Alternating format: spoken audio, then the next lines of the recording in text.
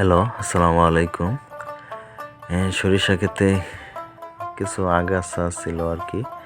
আগাছা সাফ করা হইতেছে, এই যে দেখতেছেন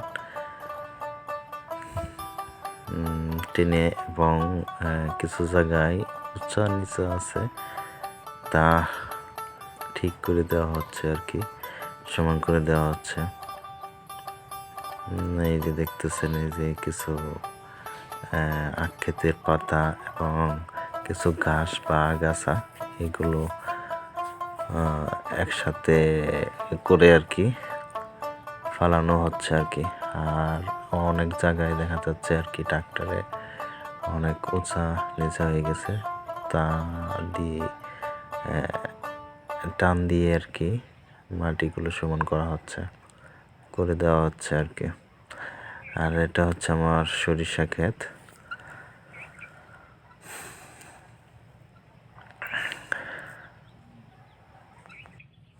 আর সবচেয়ে থেকে বড় কথা হচ্ছে আর কি, কোনো কাজই ছোট করে দেখতে নেই, সব কাজকে গুরুত্ব দেওয়া।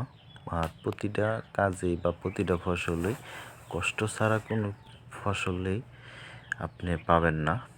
আর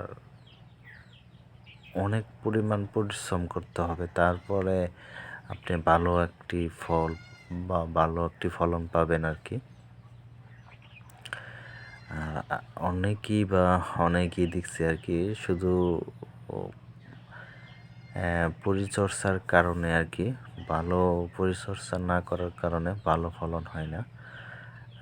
শুধু আমার না, এটা অধিকাংশ লোকেরই, সবাই করতে পারে আর কি, ভালো পরিচর্যা করতে পারে না, তার জন্য ভালো ফলন আসে না।